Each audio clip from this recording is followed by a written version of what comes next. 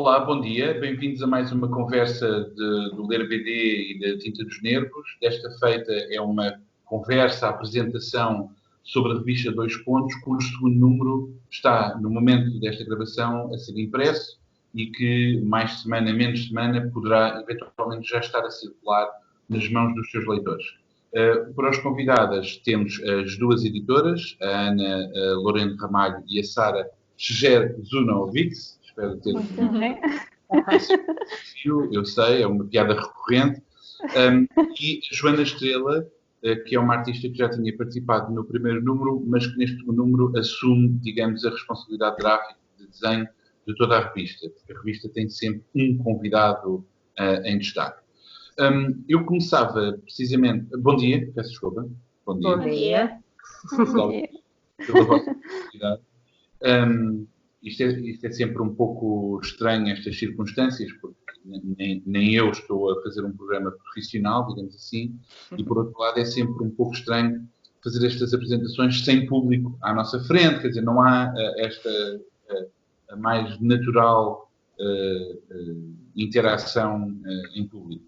Isso é sempre um bocadinho estranho, a maneira de falarmos, aponto para onde, estou a olhar para a câmara, mas vejo isso vai ser possível de gerir.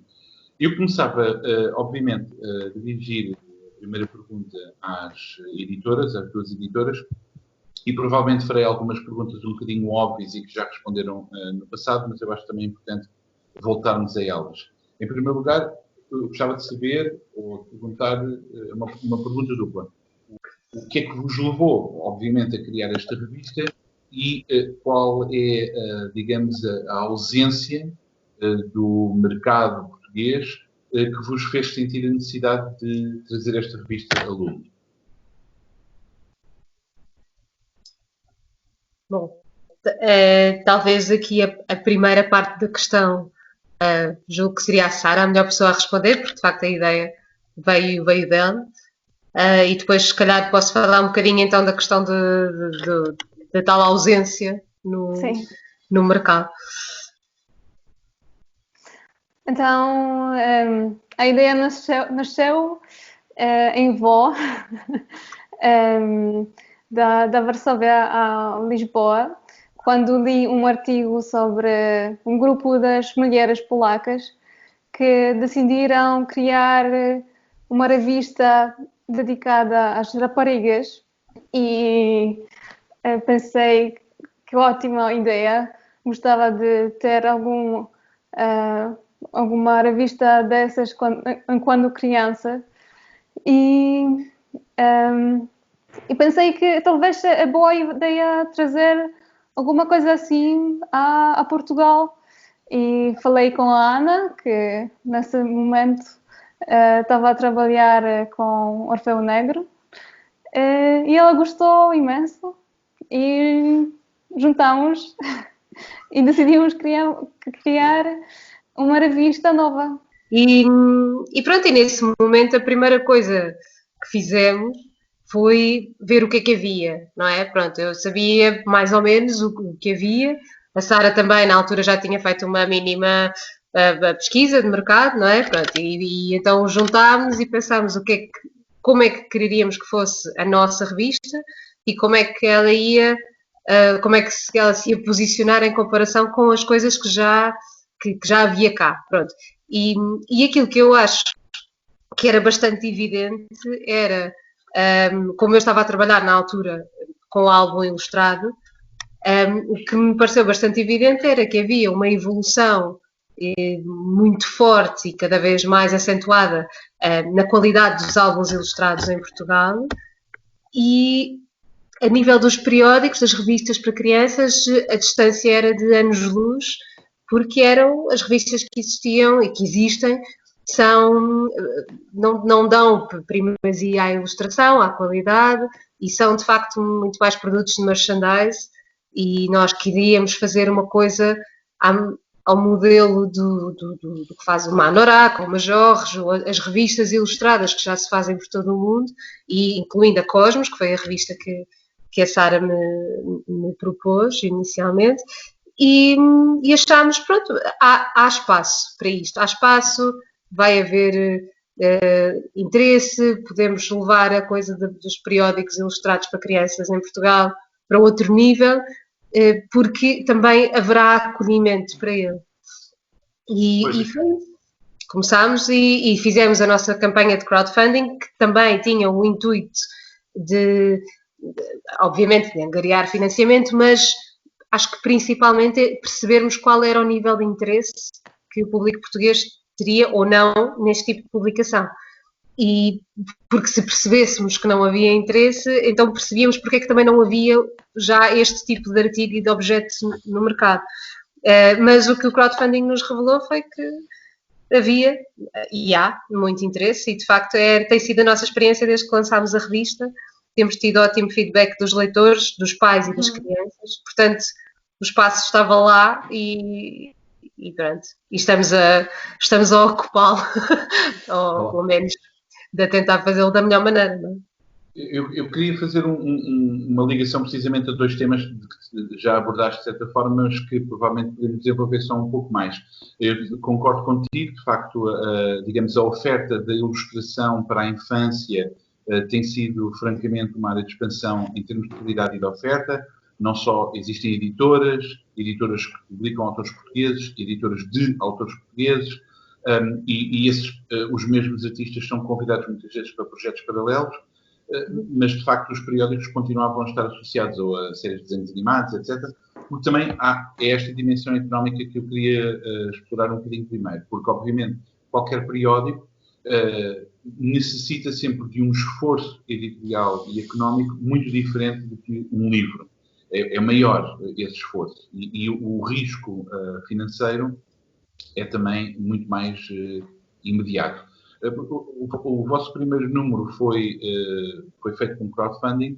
Vocês têm, por exemplo, já ideias, por exemplo, se puder perguntar, claro, se já têm pré-vendas, encomendas para o segundo número que vos faz ver que é relativamente sustentável o projeto, já? Sara, queres ser tu? Sim, não sei se percebi bem, mas sim, temos a pré-encomenda já do segundo número. Temos na nossa loja online, fazemos assinaturas e também o primeiro número ainda está disponível e vai estar porque quem quer comprar o primeiro número, quando daqui a um ano, achamos que é importante ter esta possibilidade, porque as revistas todas têm um tema diferente, então é mais universal. Sim, não é um periódico no sentido de estar associado à data em que sai, é simplesmente publica-no regularmente. Mas onde eu queria entender, mas se calhar isto é uma pergunta que funcionará melhor quando estivermos no 10º número ou no 20º número. Sim. Pois, claro. A sustentabilidade financeira, que é particularmente importante. Eu agora fazia outra pergunta, mas que também é na continuidade do que estávamos a falar. Estamos a falar precisamente do público-alvo. Eu também concordo, obviamente, que temos uma oferta muito boa, mas eu fazia uma pergunta um bocadinho provocatória, que era, aliás, e também, se me permitem, também como testemunha e como agente livreiro, pessoa que escreve sobre os livros, como pai, etc., que é, em que medida é que a conquista é feita diretamente sobre as crianças, ou se também não tem a ver, que é uma coisa que eu tenho muito carinho, que é a educação, digamos assim, dos próprios pais, ou seja, o educar os pais para se preocuparem em procurar livros com qualidade, não só estética, como temática, política, etc. E eu também penso que isso faz. Portanto, o que eu vos perguntava era, como disseram, têm feedback dos pais e das crianças, se bem que o feedback das crianças é sempre filtrado pelos pais. Claro. Mas gostava de saber um bocadinho dessa experiência, ou seja...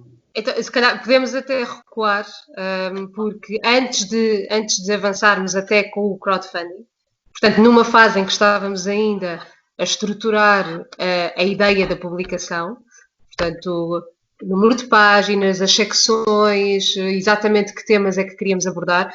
Achámos que não fazia sentido estarmos a fazer isto de uma forma abstrata só entre nós, e então fizemos uma série de conversas, uma pesquisa diretamente com as crianças e os adultos, pais e educadores, e precisamente fomos então testar com as crianças e com os pais quais é que seriam, o que é que era importante para eles ter na revista. Não acho que a ilustração, que era uma coisa que para nós estava tão fortemente vincada na nossa ideia, tenha sido nenhum dos temas que essas pessoas referiram. Pronto. A ilustração não era prioritária, mas eu também acredito que era porque as pessoas não estavam a ver aquilo que nós tínhamos já mais ou menos criado na nossa cabeça. Porque a ilustração tem um papel absolutamente prioritário neste tipo de objeto, e a educação faz também pela parte visual muito, e eu acho que paralelamente à educação dos conteúdos. E agora a experiência que eu tive também nos 10 anos em que tive a fazer livros para crianças na Orfamini, foi que há temas que eu estive lá há 10 anos e no início logo da minha temporada na Orfamini publicámos um livro do Oliver Jeffers que era chamado O Coração e a Garrafa, sobre a morte. E é um livro, é assim, um objeto artístico, é belíssimo, aborda o tema sem nunca tocar na palavra morte, por exemplo, e esteve 10 anos para esgotar, praticamente. Portanto, há temas que os pais não querem e há outros que não sabem. Pronto. E os temas que eles não querem receber e que não querem tratar com as crianças é um processo muito mais moroso. Outros temas que eu julgo que nós tratamos na nossa revista, que se prendem mais talvez com saúde mental e com política, sim, aí acho que podemos fazer um trabalho de desbravar, se calhar, um bocadinho o caminho e convidar os pais para estes temas, e o acolhimento é mais fácil. Se de repente tratássemos de outros assuntos mais delicados, mais profundos, julgo que haverá sempre uma resistência por parte dos pais de tratar esses assuntos. Por muito bonito que sejam invólucros, há uma recusa sempre. Enfim, é uma questão de tempo. Eu já voltaria às rúbricas e ao tema, mas gostava de ouvir a Joana, portanto vou claro. Essa ideia da ilustração. Portanto, eu penso que estou a descrever bem. A revista terá sempre um artista em destaque. No primeiro foi o Jorge Ferraz, correto? Jaime Ferraz. Desculpa. Jaime Ferraz e agora a Joana Estrela. Eu depois corto e fiz que não... E agora é a Joana Estrela. E eu perguntava à Joana precisamente, porque a Joana tem um percurso muito variado, ou seja, fez banda desenhada autobiográfica com um forte caráter ensaístico, de reportagem, livros infantis, ilustração de texto, etc. Portanto, eu perguntava se houve algum desafio em particular em participar nesta revista, neste segundo número, a que eu tive o grato acesso, de muito diferente dos trabalhos que foram feitos até agora. Ou seja, como é que respondeste a este desafio? Não era muito diferente. Acho que é mais... Há qualquer coisa mais relaxante de estar a trabalhar num texto que não é meu. Em que as coisas já estão pensadas, só tenho que pensar em imagens, e é mais até um trabalho de composição, de cores, que são as coisas que eu acho mais relaxantes, que é tipo, já não tenho que pensar muito, é quase uma coisa de intuição, de o que é que fica bem, não sei o quê. E também deu para desenhar muitos animais divertidos. Que é uma coisa que eu não faço assim tanto, então estive a pesquisar tudo sobre morcegos e camarões. Isso foi mais por aí. Estou aqui com o projeto aberto. Já agora, desculpa, o design é da vossa responsabilidade, das editoras, mas eu tenho que dizer, eu gostava de falar particularmente da revista, mas obviamente vocês têm uma abordagem lindíssima de tudo, a integração de todo o projeto de design, o desenho é mesmo muito bem pensada e curiosamente não é exagerada, ou seja, é subtil, é bonito, mas não é assim uma coisa, não são fogos de artifício desnecessários, digamos assim. Não sei, se calhar não estou a expressar-me da minha maneira. Vocês com os artistas trabalham intimamente, digamos assim, para saber, olha, esta imagem vai estar aqui, ou tomam decisões? Como é que fazem esse diálogo entre, precisamente, a ilustração e o resto do design? Então, os ilustradores que trabalham connosco têm sempre muita liberdade. Que eu gosto porque acho que dá mais possibilidades e é mais criativo. Às vezes é mais difícil, eu sei, porque sempre quando há regras é mais fácil pôr alguma coisa dentro. Mas basicamente o que fizemos, damos algumas dicas e enviamos páginas pré-paginadas e pedimos os ilustradores para criar alguma coisa que acham vai ficar bem e depois falamos, estamos a ver rascunhos e é isso. Ia também dizer que algumas, a maior parte das páginas são ilustradas pelo ilustrador convidado, neste caso foi a Joana. Outras páginas são feitas por nós, o grafismo é da autoria da Sara. Portanto, há depois também esse trabalho de uma integração entre o trabalho do ilustrador e o nosso grafismo, que assim é presente, é constante nos diferentes números. Há alguns elementos que são que mantêm, digamos, assim, uma coesão gráfica, não é? Mas depois todos os outros ficam, é como a Sara estava a dizer, há uma liberdade total para o ilustrador. Também escolhemos os ilustradores pensando já que queremos dar-lhes essa liberdade porque gostamos tanto do trabalho, do registro gráfico, de tudo. E depois fazemos esse casamento do trabalho do ilustrador com aquilo que são os nossos elementos base mais comuns a todos os números.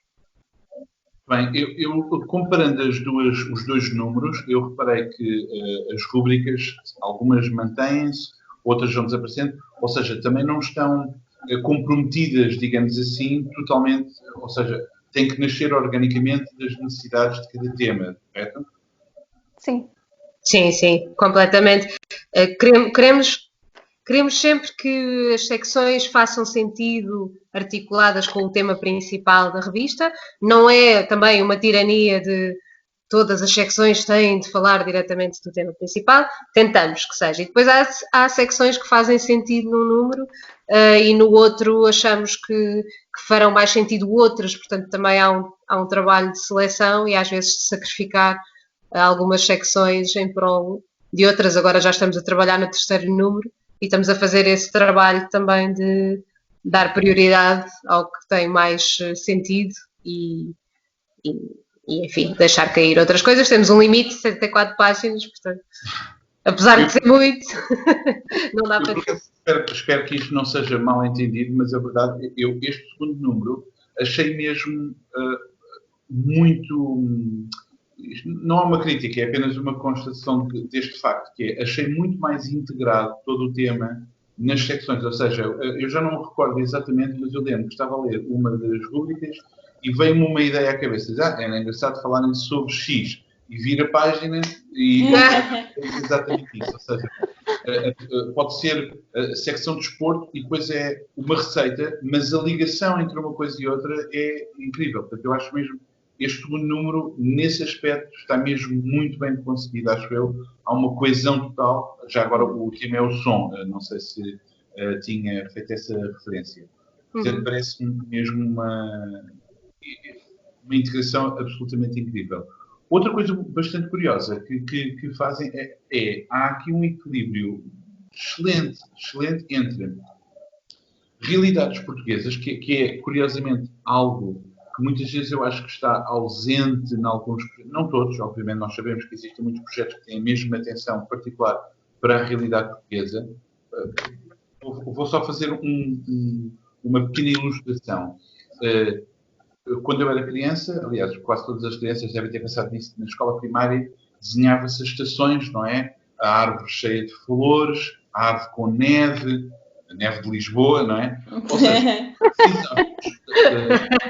linguagens, metáforas e representações visuais que correspondiam a modelos que não são, de facto, os vivenciais da nossa realidade. Claro, há neve em Portugal, mas é uma experiência com um lisboeta, não faz muito sentido. Uma das coisas que a vossa revista tem é precisamente, aliás, vocês referenciaram isso, é a capacidade de transmissão ou de simplificação através de estruturas visuais ou de histórias visuais de determinados temas é excelente, mas sobretudo a questão da cultura portuguesa. Por exemplo, a referência ao programa muito elegantemente o lembrarem-se do Giacometti para ligar ao projeto A Música Portuguesa Gosta de Si Própria, que curiosamente está agora a dar enquanto intervalo na telescola. Portanto, as crianças também têm acesso a isso. Uau! Que fixe. Que bom. Mas ao mesmo tempo também não descubram, por exemplo, outras culturas que possam estar presentes em Portugal, nomeadamente, o mesmo número teve a criança polaca, agora é uma criança brasileira, ou seja, e depois também tem uma secção mesmo chamada política. Eu não sei se isto não é uma pergunta, na verdade é mais uma.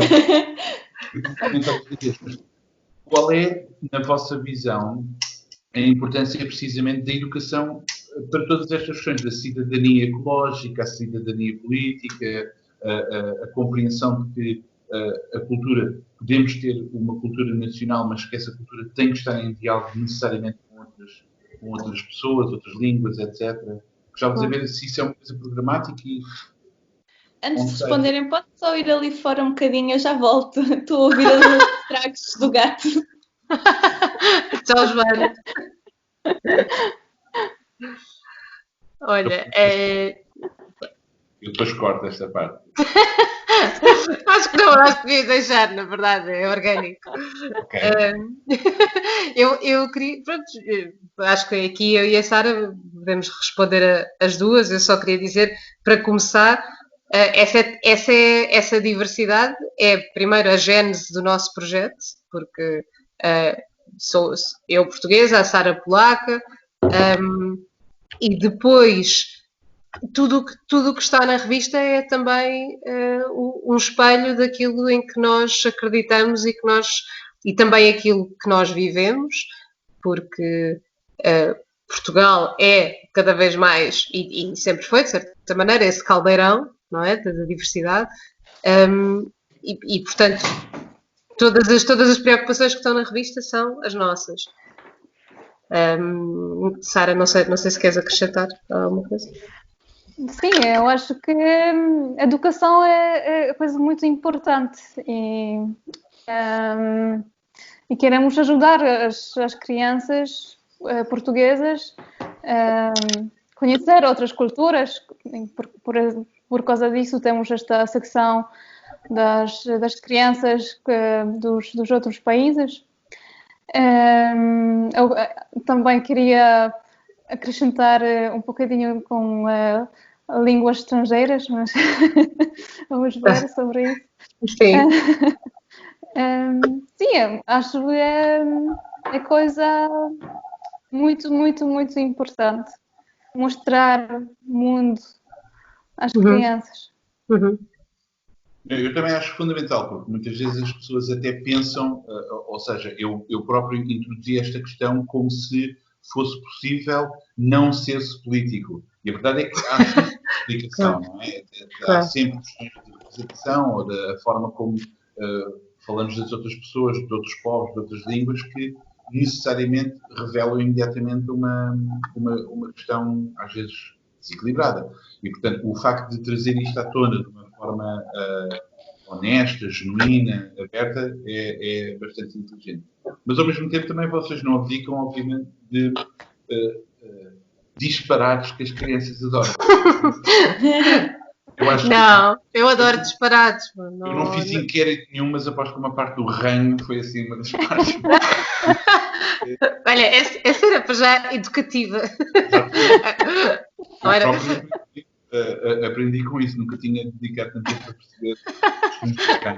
Antes que me esqueça, porque deste o exemplo específico da secção da tradição, em que o João Beran, que foi aliás o escritor dessa secção e que é o escritor de muitas das nossas secções, que é músico, ele próprio, e um grande aficionado da música tradicional portuguesa, e ele fez então essa transição, falou do Giacometti, fez a transição para o projeto da música portuguesa a gostar dela própria, e depois a Joana, e isto é o que eu gosto mesmo neste trabalho, que é quando a ilustração obviamente vem acrescentar ao texto e não está simplesmente a espelhar o que diz o texto.